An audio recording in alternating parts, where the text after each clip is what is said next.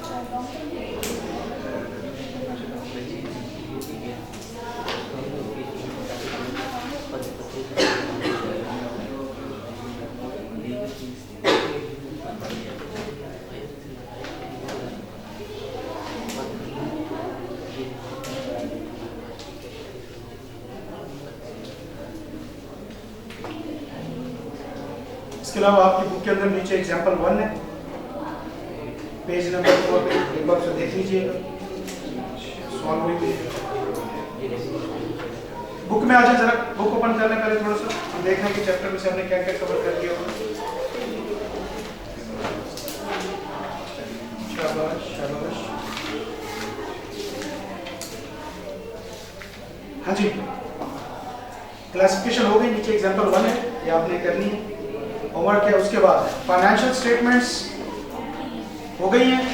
Component of financial statements क्या होते हैं? ये 5 रिपोर्ट्स होती हैं जो किससे बनती हैं? अकाउंटिंग साइकिल के एंड पे बनती है, अकाउंटिंग करने से, अकाउंटिंग के प्रोसेस से। स्टेटमेंट ऑफ फाइनेंशियल पोजीशन किसे कहते हैं? ये वो रिपोर्ट होती है जो कंपनी की क्या बताती है? फाइनेंशियल पोजीशन बताती है। स्टेटमेंट ऑफ कॉम्प्रिहेंसिव इनकम क्या बताती है हमें? प्रॉफिट या लॉस या बिजनेस की परफॉर्मेंस के बारे में बताती है। इक्वेशन क्या है? Profit loss income minus expense. और स्टेटमेंट ऑफ फाइनेंशियल पोजीशन की इक्वेशन लायबिलिटी प्लस कैपिटल। शाबाश। एलिमेंट्स ऑफ फाइनेंशियल स्टेटमेंट्स क्या हैं? ये हैं क्या? ये बेसिकली 5 मेन हेड्स हैं जिनके अंदर हम अपनी ट्रांजैक्शंस को अकाउंटिंग के अंदर क्लासिफाई करते हैं। इन 5 मेन हेड्स के अंदर हम अपनी तमाम ट्रांजैक्शन को डिवाइड करते हैं। कितने हेड्स हैं? 5 एलिमेंट्स हैं। कौन कौन से? इनकम और एक्सपेंस। सारे क्लियर हैं? एसेट्स की टाइप्स 2, करंट एसेट्स और लायबिलिटीज की टाइप्स 2, करंट लायबिलिटीज और नॉन करंट लायबिलिटीज। इसके नीचे एग्जांपल 2 है, इसको आपने पढ़ना है, ये आपका प्रैक्टिस है। उसके बाद एग्जांपल 3 हो गई, कोई कंफ्यूजन इसमें नहीं? शाबाश। इक्विटी या कैपिटल हो गई। नीचे इक्वेशन, अकाउंटिंग इक्वेशन वाली एग्जांपल 4 सॉल्व की हुई आपने बुक के ऊपर? क्लास में मैंने कराई थी। की हुई है सबने? Yes sir. शाबाश। उसके बाद आ जाते हैं इनकम। टाइप्स कितनी हैं? 2, मेन इनकम और अदर इनकम। मेन इनकम को रेवेन्यू या सेल्स या कुछ भी कह सकते हैं। Expenses,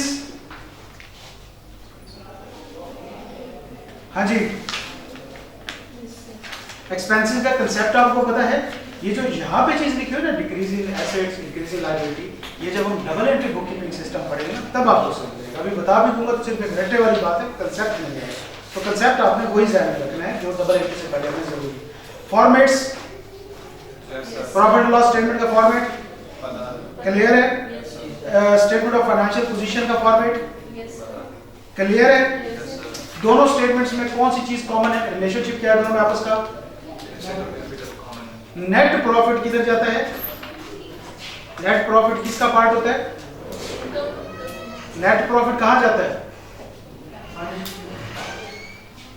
statement of profit and loss में से जो नेट प्रॉफिट निकालते हैं वो किधर जाता है? फाइनेंशियल पोजीशन में। किसके अंदर?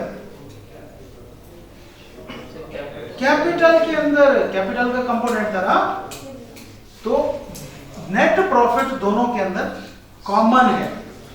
जो प्रॉफिट और लॉस स्टेटमेंट का नेट प्रॉफिट निकालते हैं वो फिर आगे किस में चला जाता है, कैपिटल के अंदर चला जाता है।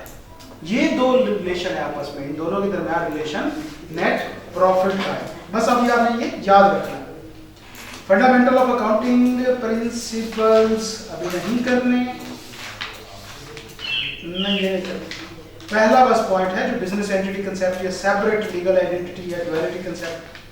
Duality concept basically double entry का होता है। चलो बस ये भी अगले हम जो है बिल्कुल एंड पे करेंगे जो कंसेप्ट है ना।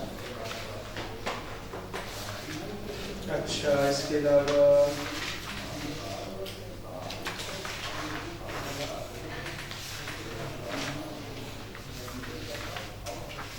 बाकी इसका सारा पोर्शन हम बहुत ही एंड पे जाके करेंगे चैप्टर 1 का। अच्छा, अगर आ जाए कंप्रिहेंसिव एग्जांपल्स में,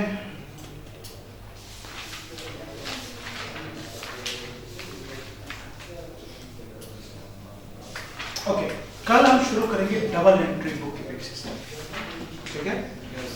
पहला इफेक्ट होता है ट्रांजैक्शन, फिर हम उसे रिकॉर्ड करते हैं किसमें, बुक्स ऑफ, और उसके बाद किधर जाती है, लेजर्स में। बुक्स ऑफ प्राइम एंट्री से जब ट्रांजैक्शन लेजर्स में जाती है तो दरम्यान में डबल एंट्री पास होती है, और डबल एंट्री ही एक्चुअली अकाउंटिंग। तो आगे कम से कम 5 से 7 लेक्चर जो हमारे लिए, बल्कि ज्यादा 10 लेक्चर भी हो सकते हैं, उसमें आप में से मेहरबानी करके कोई छुट्टी नहीं करेगा। तो आपने छुट्टी की ना, फिर आपको समझ नहीं आएगी कि क्या करें। तो इंतहाई टेक्निकल है, हमें बार बार रिपीट करनी पड़ेगी चीज़ें, रट्टे मारने पड़ेंगे चीज़ों के, बेतहाशा प्रैक्टिस करनी पड़ेगी। वंस आपकी डबल एंट्री क्लियर हो जाती है, आगे सारे चैप्टर ना बिल्कुल भी ना। तो ये वही बात है बेटा, बस मुश्किल साल जिंदगी के साथ 65 ही है, आ गया साल। चलो आज के लिए ना, और मैं आपको इंस्टीट्यूट भेज रहा हूँ, ये करके आना जो मैंने आपको प्रैक्टिस भेजी है क्लासिफिकेशन की, इनको आपने कल करके आना है। पहले हमको